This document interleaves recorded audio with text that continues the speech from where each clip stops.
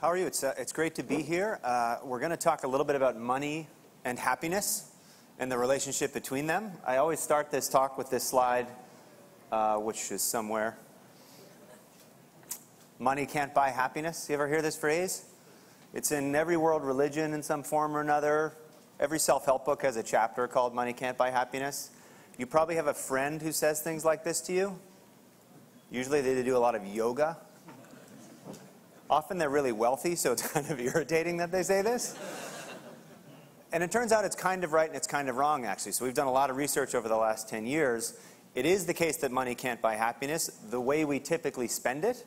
But we've been doing a lot of research to identify other ways you can use your money that get more happiness for you. And I'll talk about a couple of those today. So the phrase I want you to remember actually is just this. If you think money can't buy happiness, it just means that you're not spending it right. And I'll tell you a couple of ways that we've thought about different ways of spending your money. So first, how do we typically spend our money that doesn't pay off in happiness?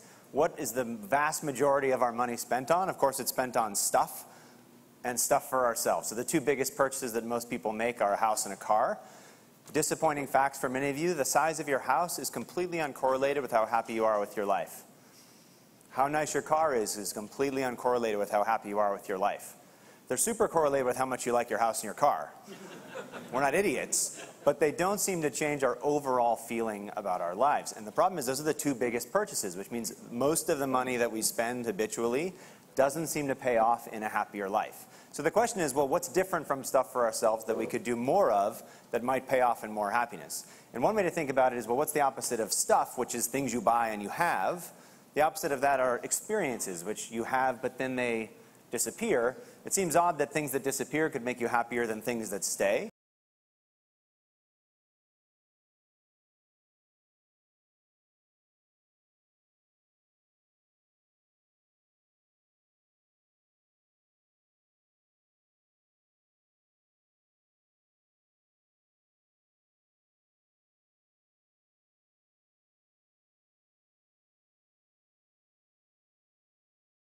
That it took them more than a day to get us our TV.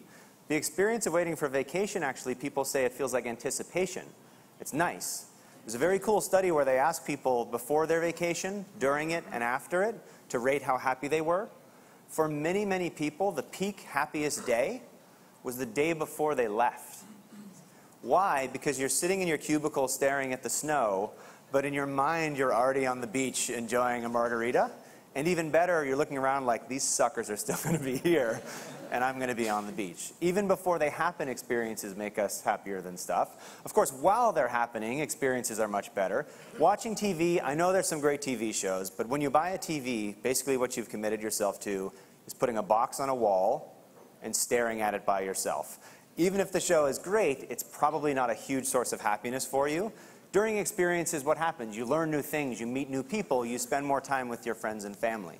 During experiences, they're much better than stuff.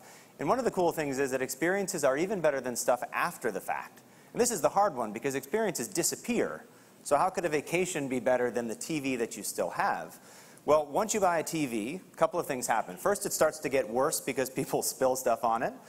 Even worse, your neighbor gets a slightly better TV, and now you hate your TV forever because theirs is better.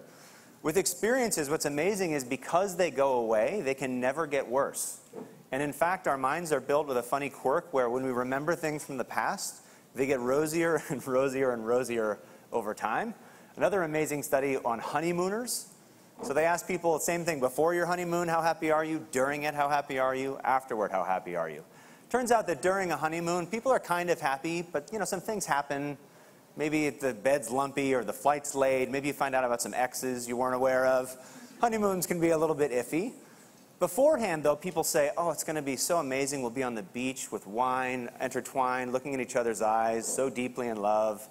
Then the exes come out during the thing. But what's interesting is after the honeymoon, a week later, a month later, a year later, 5 years later, you ask people to remember their honeymoon, and they say, oh, it was amazing. Every minute we were on the beach with our arms intertwined, looking in each other's eyes. So oddly enough, because experiences disappear, they let us make up a reality that was amazing and wonderful, and they make us happier. So that's the first thing. The second thing that we've worked a lot on is this idea of not just switching from stuff to experiences for yourself, but lots and lots of research actually showing that when you give to others, it makes you happier than when you spend on yourself. Again, it's disappearing instead of something for you.